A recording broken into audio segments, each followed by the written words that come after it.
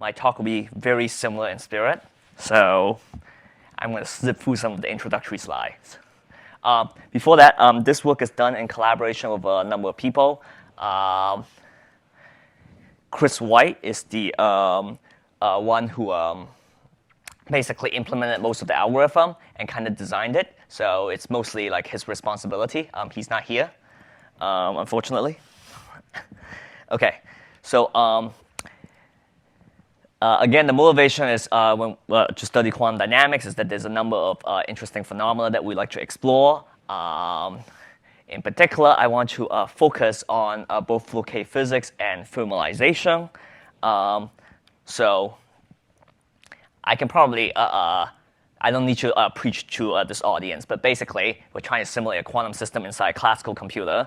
And if you were to brute force it, it requires an exponential amount of resource. So this is a very rough idea of kind of the various tools, or at least the basic tools available, if I want to simulate the dynamical systems in one dimension. So on the horizontal axis is size, and on the vertical axis is time. And for small time, matrix product state works great. For small sizes, the exact representation works great. And at long time, where Tibor talked about hydrodynamics, that we can use some basically effective classical description to kind of describe what's happening. And so the main question that I would like to address is what happens in this region right here, and if there's a way to simulate that. Now, the main problem, of course, as you know, is that when you do dynamics, entanglement tends to grow linearly most of the time. And that is what basically limits the effectiveness of using matrix product states. There's a certain time where you hit this entanglement ceiling, and you stop being able to faithfully capture the state. In contrast, hydrodynamics, which is at late time, basically works because there's only so many conserved quantities. And in some sense, these conserved quantities behave like a fluid. And so as long as you kind of get the locally get those conserved quantities right, you kind of basically capture the state. So the question is, of course, how can we bridge this gap between what matrix product states is capable of and hydrodynamics? So I'm going to give a different spin on it than the previous talk, motivated by very similar concepts. OK, so the Eigenstate thermalization hypothesis, briefly, is basically, it says that when you're basically at thermalization or close to thermalization, then the density matrix basically kind of just looks indistinguishable. It doesn't really matter what the microscopic details are at that point or the quantum fluctuations. And at that point, even though, say, you can have a pure state, right? So technically, the Eigenstate thermalization hypothesis says that if you have a pure state at some large energy at an eigenstate, it looks thermal if you basically only look at less than half the system. Technically, it's a pure state, so if you look at the entire system, you'll see that it has it's a zero entropy. But locally, basically, you can't really tell it apart from the thermal state. And so, based on this, we're motivated to represent states using the density matrix representation, where we're going to try to capture all the local observables as follows, to get to match as if the wave function was being evolved in time. The important part, of course, is that we're not going to match large observables globally. So this is probably the most important philosophical differences between this talk and the previous talk, is that we look at the state as opposed to the evolution of the operator. OK, so MPO, tensor networks.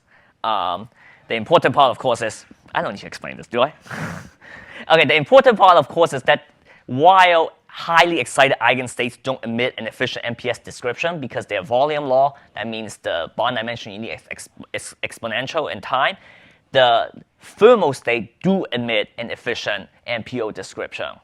So this is kind of, the motivation of using MPOs to represent the mixed states as opposed to trying to represent a pure state. Okay, so the rough idea of basically the algorithm, which we call density matrix truncation, is that we want to turn long-range entanglement that is you would get in a pure wave function from time evolution into basically thermal fluctuations.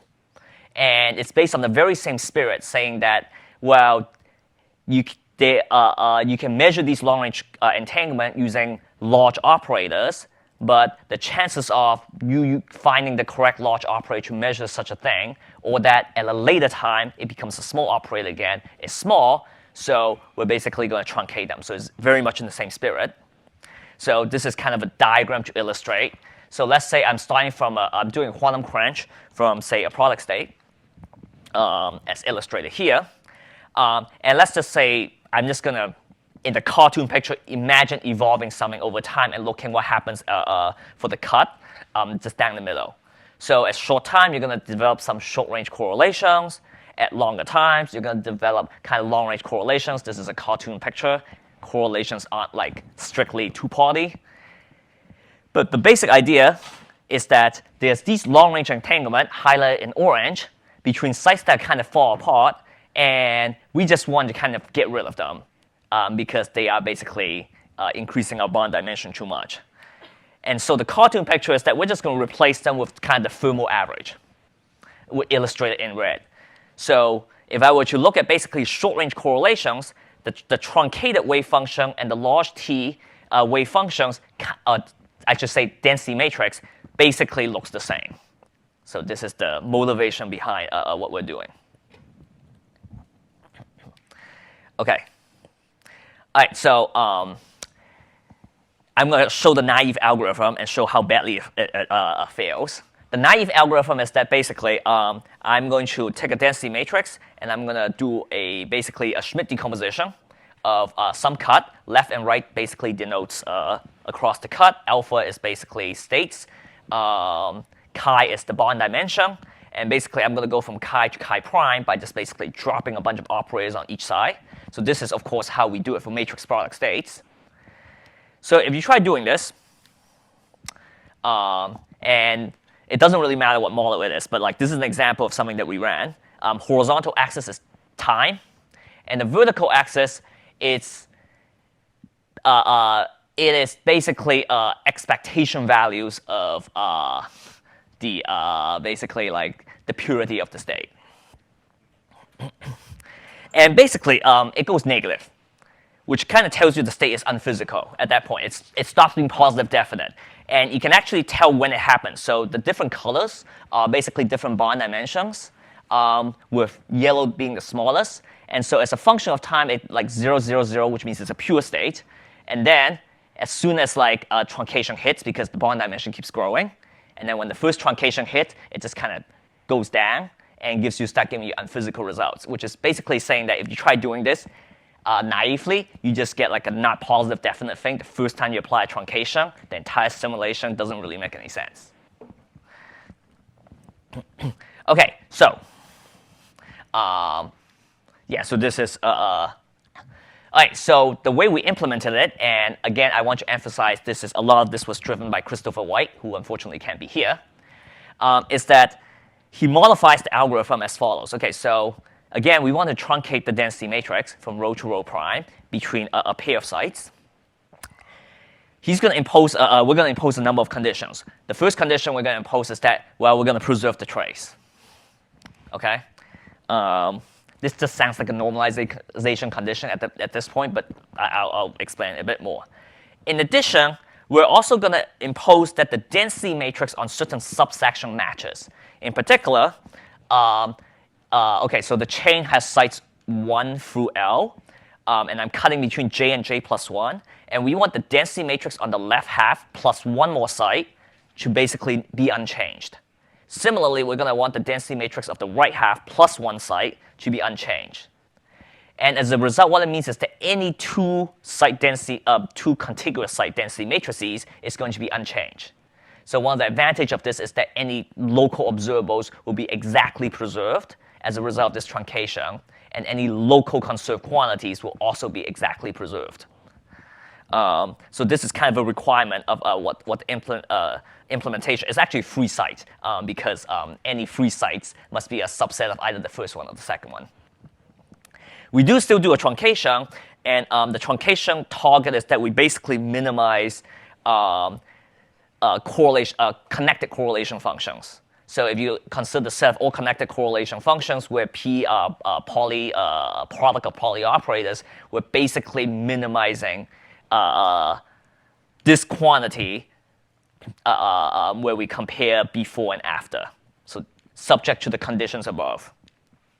So that's kind of the algorithm, and very roughly, like these are linear constraints. This one's a linear constraint, this one's a linear constraint, and this is a quadratic target. So on the kind of just stepping back abstractly, this is just a mathematical problem that SVD solves, as long as you put in the right basis.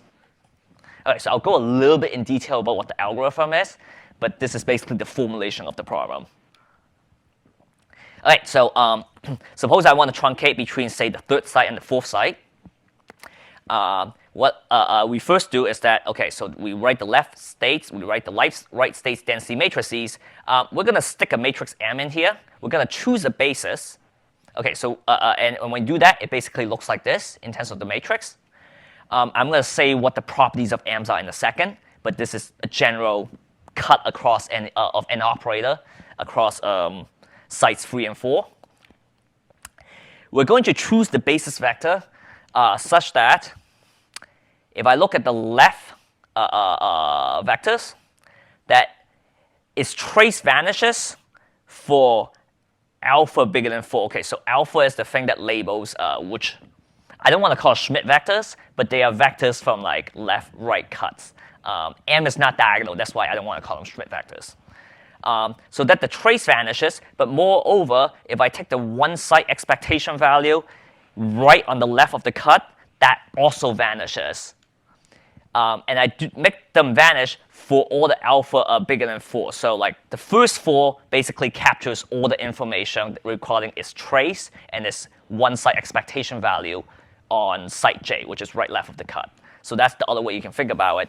And I make all the other vectors have vanishing contribution in that. And this is the same statement for the right side. Okay, so the reason why is that if you want to, say, look at an observable, say any observable that lives between site 1 to j plus 1, so this is on the left half of the system, plus one site across the cut, it basically only depends on these, this block and this block of this block matrix.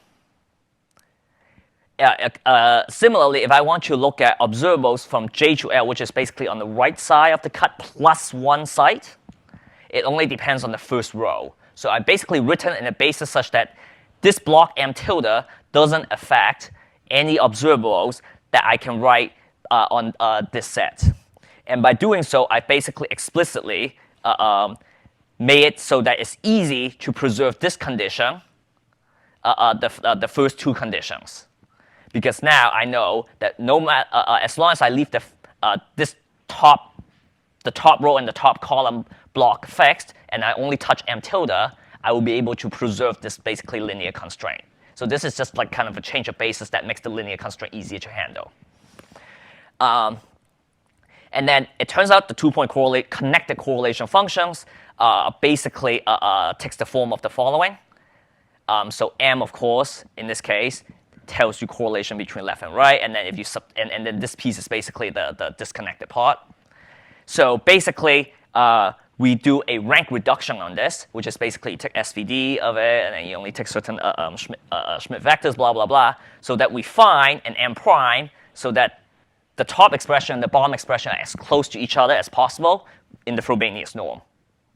And that's basically equivalent to saying that I want all the connected correlators in the Pauli basis to be as close to each other as possible. And this is where the control parameter comes in, where I pick the rank of M prime. And then what happens is M prime is going to have a lower rank. I stick that back on, and then I can rearrange the rows, and effectively the bond dimension is less. And that's just kind of technical stuff. All right, so that kind of describes how the algorithm is numerically implemented. Again, the important part is that all three site local operators are preserved. And the control parameter is the bond dimension, which we call chi. All right, so I'm going to show some data. The first model that we test on is.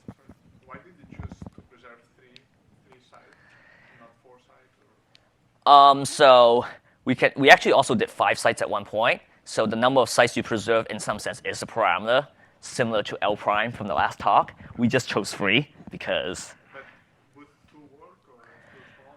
Well, the way we did it was that we made all the density matrix of the left plus 1 site preserved, and all the density matrix of the right plus 1 site preserved. If we drop one of these 2 conditions, we can then make it into a 2 site. But it just seems more symmetric to have these 2 conditions at the same time, which results in a 3 site being preserved. It just kind of came out from like this way. But like, yeah, we can definitely have only 2 site preserved, which would kind of, what that would do is, so in this block matrix, the number of columns and rows that are kind of reserved or fixed that I can't touch depends exponentially on the number of sites that I try to preserve. Yeah, but is that a hyperparameter of the method? It is a parameter, yes, that I can change, absolutely, yes. So the data I'm going to be showing is all for the 3 sites preservation, where now there's 4 columns here and 4 rows here. We at one point try 5 sites preserved, which is like 16, 16, so. But the cost also grows with that? Yeah, it goes through that, yes. It goes exponentially with the number of local op, right? Because if I want to explicitly say preserve, 5 site operators, I need a larger amount of minimum bond dimension in order to kind of accommodate for that. And what that means is that there's less bond dimensions for M tilde, which is the long-range correlation functions, or longer-range correlation functions. So that's the trade-off.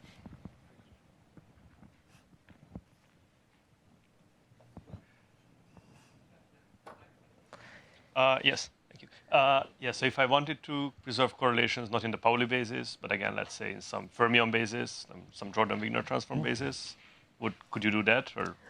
Well, okay, so we did it in the Pauli basis, but because we did the complete set of Paulis, then any operator that's supported in 3 contiguous sites is preserved. Now, we certainly, for example, we don't have to write every Pauli operator there. You can say that certain operators are more important. I'm going to choose to preserve this operator, which looks larger.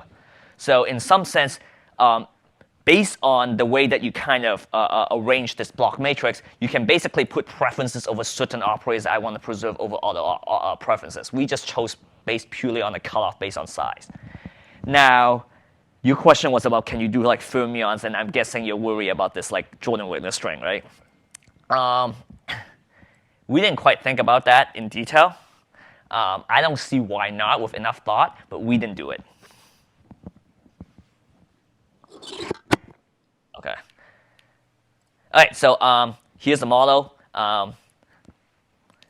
It's basically transverse. It's an Ising model with both transverse field and longitudinal field. This seems to be very popular non-integrable models to benchmark on. We did a quantum quench on it. The parameters aren't actually that important, so I'm just going to kind of show it. So again, horizontal axis is time. And the first measure that we're going to show is the entropy for left half of the system. We look specifically at the Rényi entropy, because once you're in the density matrix formalism, Rényi entropies are easier to calculate and Voigt-Neumann are not. And we basically just compare the method, DMT, which is in solid line, versus TBD, which is in dashed line. Now, what you should expect is that it basically grows linearly. What should happen is that it grows linearly as a function of time. What you can see is that while MPS underestimates it, so as soon as the truncation kicks in, which you can kind of tell at various bond dimensions when the truncation kicks in, the entanglement kind of caps off. In contrast, for DMT, it does exactly the opposite, where the entanglement jumps up. And this is a signal where if this was an exact evolution, then the Rényi entropy will basically capture only the entanglement between the left and the right half. But because we've kind of replaced some of the thermal entanglement internally inside the left and the right, S2 kind of register a higher entanglement than what's actually happening. because it's also capturing thermal entropy. So that kind of tells you that effect is going on. And you can also see like this deviation happens at about half the time as where the MPS is, and that's because when we do the MPO representation, the effective local dimension is twice as much. It's 4 instead of 2. We look at the energy of a quantum quench. Now, this is not an exhaustive list of algorithm to simulate time dynamics, so I don't want to say that every other algorithm doesn't work. But specifically, if you do just say TBD on MPS, the truncation step, the standard truncation step, isn't energy conserving.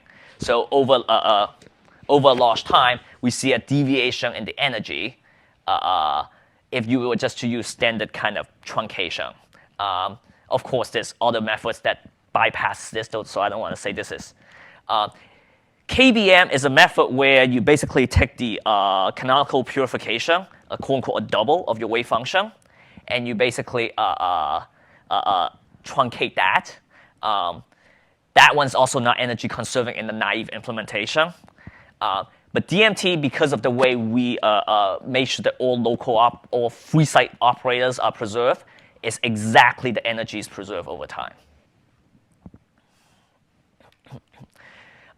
This is a plot of basically thermalization, so you can think of this as basically somewhat large time dynamics. What happens is we set the initial state to have a density wave order at some wavelength. We basically just evolve it in time, and we basically look at the decay of that Fourier mode. In this case, it's the energy density in homogeneity. We look at basically how that decays as a function of time, as a function of system size, and the different colors as a function of bond dimension, comparing both standard TEBD versus DMT. Basically, the lesson here is that DMT seems to do a lot better in this particular regard versus MPS. Is that we see that exponential decay, which is what we expect. And you can actually, if you do it for various wavelengths, you can extract a diffusion constant out of this. We didn't do it for this particular model, but that's possible. Okay, so I said quantum Floquet system earlier, so that's what I'm going to turn to. And the question is, what happens if you combine a number of interesting things, right? In particular, Floquet driving with pre-thermalization and hydrodynamics. And there's a number of questions, of course, general arching questions that we want to ask is, does the system reach thermal equilibrium? Does it become like a Gibbs state? And one of the issues with a Floquet-driven system is that they tend to go to infinite temperature. So that's the other thing we want to ask is, how does it go to infinite temperature and how long does it take? So the Hamiltonian that we're going to choose is, again, some non-integrable model. And it's the details of these parameters aren't that important. What's important is that there's a static piece of the Hamiltonian, and there's a drive piece of the Hamiltonian, and the drive piece happens to basically be just on site, one site. And we're doing basically like a block wave drive. The important piece, of course, is that the Hamiltonian is local, and that the drive is going to happen at some frequency omega, at some period t. Now, the general theory of Floquet driving is that basically you're generating transitions between excitations that is omega apart in energy. So whatever this period is, we're going to expect excitations corresponding to that period being generated.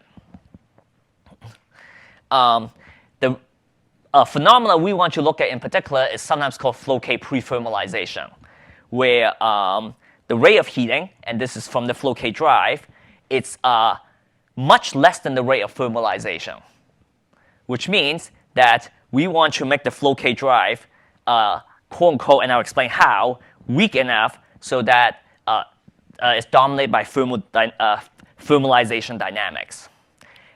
Now, one way, of course, to make the Floquet drive weak is to make the amplitude small. That's not what we're going to do. What we're going to do is we're actually going to make the driving frequency really large.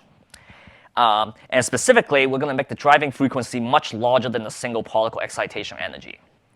And the theory behind this is that, recall we said that Floquet drive can be understood on the microscopic level as basically creating excitations on the order of omega. Now, if the single particle excitation energy is much less than omega, then it can't create a single particle from your Floquet drive. It has to create multiple particles at the same time.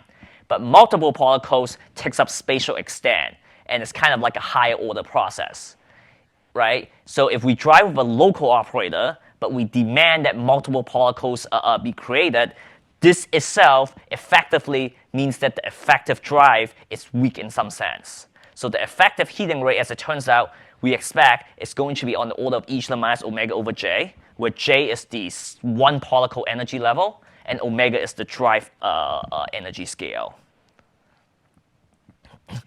All right, so this is the Hamiltonian again. All right, so before I kind of show the data, just to kind of justify why we're using this method, well, okay, so for us to see Floquet prethermalization, right, because remember the heating rate is basically depending on the ratio of omega to j. So we want omega to be much larger than j to basically get to this Floquet prethermalization regime.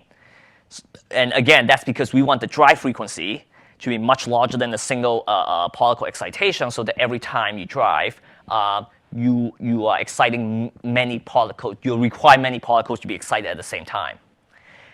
At the same time, we want the bandwidth, which is basically kind of the energy between the lowest state and the highest state, to be much less than omega. Because if you're driving larger than the bandwidth in the entire system, then nothing happens. The system just isn't large enough to support the number of excitations you need for a single transition. As a result of these two requirements, what that means is that we have free separation of scales. We need omega j over j to be much bigger than 1, but we need the system size to be much bigger than omega over j in order to kind of see this effect. And this is kind of the motivation of why we can't just brute force it on a small system size. And this is where we're going to give a DMT a try and see how it works. Okay, these are the exact parameters, and this is the initial state. These details aren't that important, but in case you want to go home and try it yourself. All right, so first sets of data. Okay, there's a lot of lines in here, so I kind of have to explain what's happening. This is benchmarking purposes. So the first thing is that this is only length jointly chain. This is something, and it allows us to benchmark DMT against Krylov, where Krylov is more or less exact at this system size. And what's being plotted is some expectation value. In this particular case is sigma z of two sites. The dotted lines is Krylov, so that's what we're benchmarking against. We're going to assume that's exact for this system size, whereas DMT is where we do the truncation. The different colors are for different omegas, which is different drive frequencies. And the general feature is that we're going to get some short time wiggles, which is kind of generic for any dynamical quenches. And then what happens is that you see that the horizontal axis is a log scale, by the way. So we see basically what's effectively plateaus, which the length of the plateau depends on the frequency. In particular, at omega equals to 6, which is the lowest frequency, it barely there's any plateau, and then it kind of just goes up to here, which is infinite temperature. So when the expectation value of this goes to 0, that's the corresponds to the infinite temperature. In contrast, at omega equals to 10, it plateaus for quite a while before you can see it slowly heating up. And so this plateau is what we call the prethermalization plateau. It's basically where locally it's thermal because of just the Floquet drive, but because, again, omega is much bigger than the single particle excitation energy, it takes a long time for it to get up to infinite temperature. All right, so the differences between Krylov and DMT is most notable in this region, this early region, where you can see kind of the dot lines and the dashed lines don't really match up. And so I'll talk about that a bit more later, but we can see it matches up quite well at late times. Is the horizontal dashed line coming from a property of your initial state? You meant this dashed line or this one? The lower one. Yeah. That, yeah, so it's a combination of what the initial energy density of the state is. I'm going to use energy density in quotes because there is an effective Hamiltonian that you can write down in this case, which in the large frequency limit. And in some sense, it's that quantity that's important that determines what this dashed line is. So basically, at short time, it sees an effective Hamiltonian. And it's almost like you're just running that Hamiltonian. And so whatever energy you had in the initial state under that operator is what that dashed line is. OK, so there's going to be two main time scales that's important to read off on these curves. The first time scale is basically the time it takes to reach pre-thermalization. And in this plot is the first vertical dashed line. It's basically, it's all governed by UV dynamics. It's basically whenever you drive a system, how long before it becomes locally thermalized. The second time scale, T star, is basically how long it takes to go from the pre-thermal plateau to the infinite temperature, so that's slow rise. And that's the thing that depends specifically on the frequency of the drive. And and what we can see, again, is that we see in these data, we see an exponentially slow heating at late times as expected Floquet heating. If we look at the expectation value of H static, which is the piece in the Hamiltonian that doesn't change, as expected, we see that at early times it's conserved, but it changes at late time because the Floquet driving basically puts heat into the system. Now, there's a few more details I would like to point out.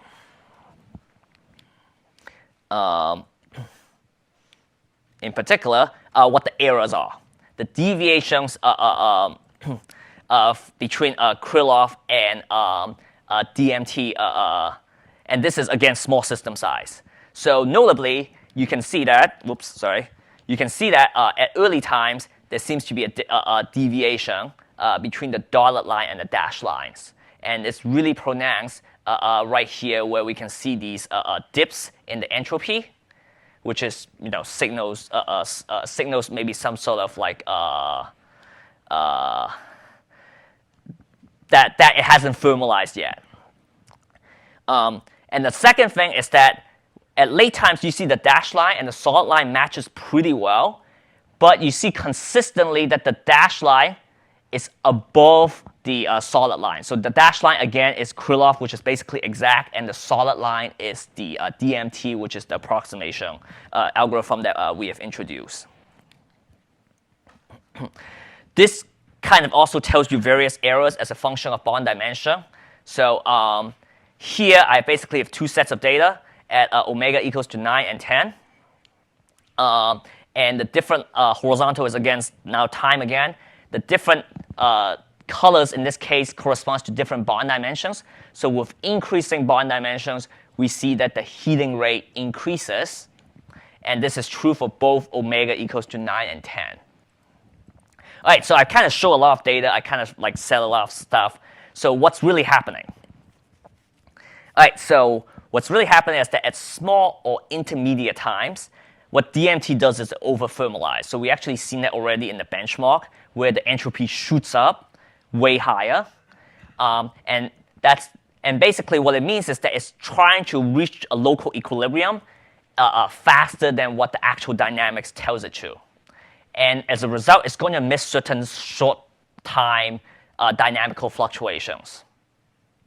In contrast, at late times, DMT under-thermalizes, which means that the heating rate isn't as fast as it should be. So it will reach infinite temperature a bit later than it should.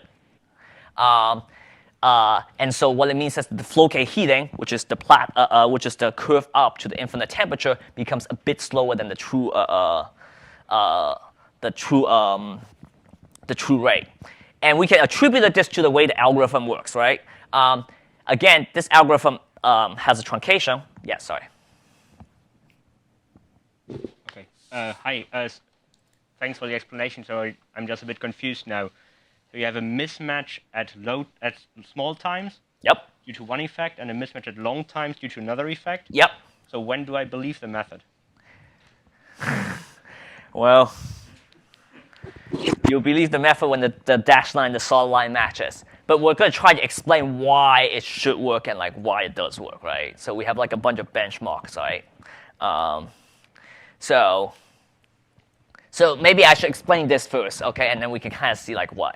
So at very small time, of course, it's just like any tensor network approach. It's basically exact, right, before truncation cuts in.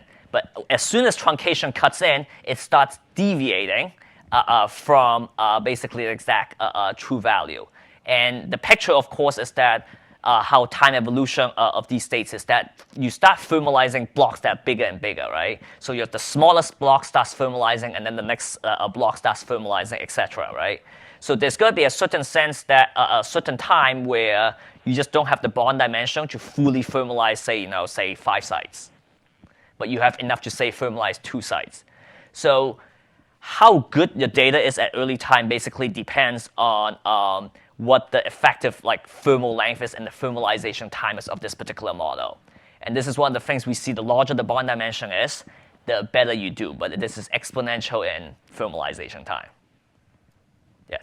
How is this affected by the length scale over which you preserve the density matrix? It's mostly actually the bond dimension that's important, because the bond dimension includes that length scale, exponential of that length scale, plus extra things. And basically, just like most tensor network approaches, the bond dimension you need is exponential in the time that you want to really accurately capture at short times. And yeah, there's a trade-off again in changing that length scale. The bigger that length scale is, the less memory you have for capturing other types of correlations. And I think when we did the simulations, it wasn't there was a bit of trade-off, but it wasn't obvious that one choice was better than the other. Okay. So that's kind of what happens at early times. And these are the exact same flaws that TBD suffers.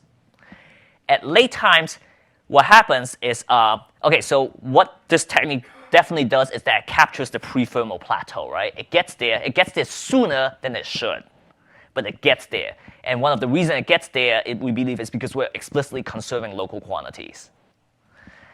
Now, what happens at late times is that, so the system is basically locally thermal. But there's kind of a process, the Floquet heating, which is basically exponentially slow. And Floquet heating is a many-body process. Again, you're trying to excite all the j over omega excitation at the same time. And because this is a many-body process, it takes many sites to kind of be coherent in some sense in order to do this process. And this is where, again, having a finite cutoff, either in the size of what we keep exact and also the bond dimension, means that we kind of underestimate this rate of heating, because there could be processes that involve, say, 5 sites that we don't quite capture exactly. We only get approximately. And so this is why at late times, the heating is slower than it should be. And so both of these are attributed to many-body effects. And in some sense, you can say, well, why should you trust this? Well, it's because the many-body effects that we're kind of cutting out in all these algorithms basically do different things at different times. Maybe that's a better way of answering it. So basically, there's kind of different behaviors in accordance to the way that we expect the algorithm to work. So I'm just going to flash through a bit more. So we can also drive with not homogeneous. So this is the same Hamiltonian again, with the small exception that we only drive on one half of the system. We don't drive on the other half. So basically what happens is you get heating on half the system, but you don't get heating on the other half of this. Well, you get heating from half the system because of Floquet driving, but you get heating from the other half of the system because of conduction of heat from one half to the other half. And I'm not saying this is an efficient way of calculating that diffusion constant, because I kind of point out this way better way earlier, but this is one way you can explicitly get a diffusion constant in real space by basically only heating half the section and not heating half the section. I'm running out of time, but basically, this is just kind of data which is consistent with the theory. We see that the time scale, which is basically in some sense the inverse, this is the heating rate, again being exponential in omega over j. And we see that between driving the whole train, not driving the whole chain, a factor of 2 difference in heating. So that's good. All right, so that's all I have. Thank you much for your time. And I'll take any questions you have.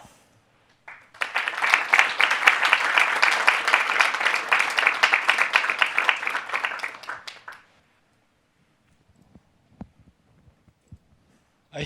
Thanks for the nice talk. So you started your talk with this motivation that if you do the naive truncation, that you immediately lose positivity of your density matrix. At least in the cases that we try. Okay. Like, you can probably come up with a case where that doesn't happen. But I would have expected to see the same plot now with the new method, with the DMT method. So how does it perform in terms of preserving positivity? So it is true that it's still possible to lose positivity. But I guess what happens is that at least numerically it's not as bad. And we think, again, it's because at least we're explicitly preserving kind of local observables. So it is still possible to be not positive, but it's harder to, in some sense, it's harder to see it. So for example, like one way is you can check, the expectation of x, y, and z, right? And the square needs to add up to less than 1. But in some sense, it's a more complicated way of doing it. And so at least when we ran it, it performs better. It's not guaranteed that it will never, it will run into problems, but it performs much better because we've kind of preserved these conditions.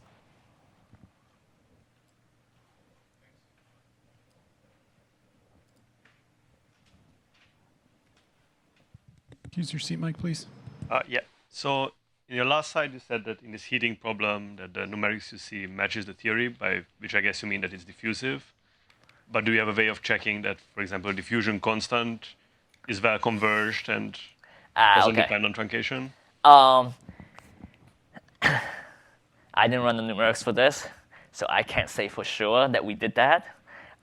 But yeah, so in the sense that it's consistent with theory, in the sense that it's the right trend, that it's like there's the correct scaling of omega over j, system size, and various stuff.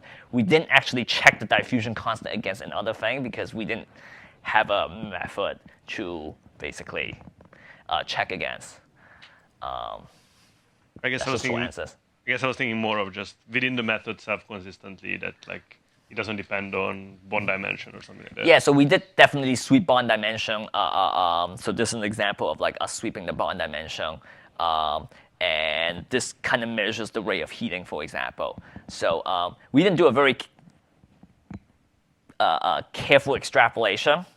But at least on the short time scale, we compare it to Krylov, and it seems to be like converging close. So we kind of hope that it works for. We have good reason to expect that it works for a long time too, and large system. If